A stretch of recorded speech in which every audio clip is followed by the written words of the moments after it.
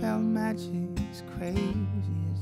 It's difficult to remember when I first heard Nick Drake. It was probably maybe in the 80s, early 90s. I just kind of liked the aesthetic of it, the Englishness of it, and the understatedness.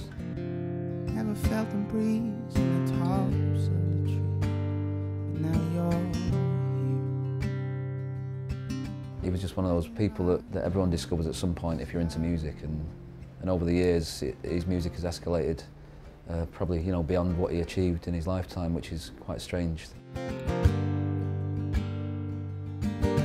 I think Nick Drake's one of those, the reason it's special to people is possibly because there's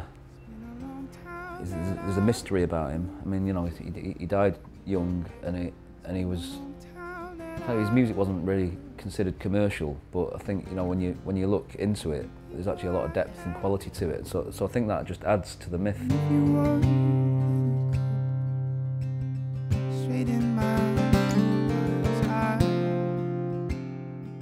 One of the reasons perhaps he didn't have a great deal of success while he was alive was A, because he wasn't around that long, and B, it wasn't the kind of music that was shouting about itself, saying, "Look at me." It's kind of like somebody just doing their thing. You look at the, you know, you look at the great composers. They're similar to that. You know, you look at Beethoven and Bach, and in their day, you know, they're just doing it because that's what they do.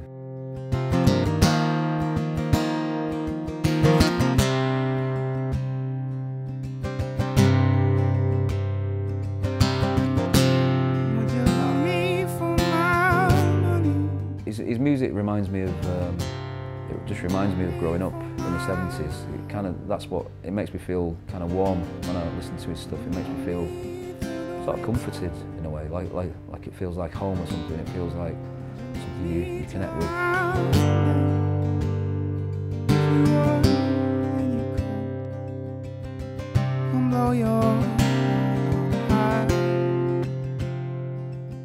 Nick Drake was every bit as rock and roll as anyone you could ever think of, even though he come across as some timid kind of character that was afraid of the world or whatever. But what's wrong with that? I mean, that to me is what the appeal is. That's what makes it interesting and attractive, and gives it longevity, because it was heartfelt as well.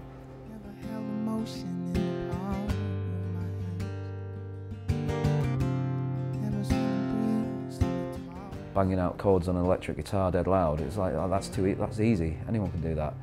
It's like to sing and play quite intricate guitar parts and have confidence in doing that, that's as rock and roll as it gets.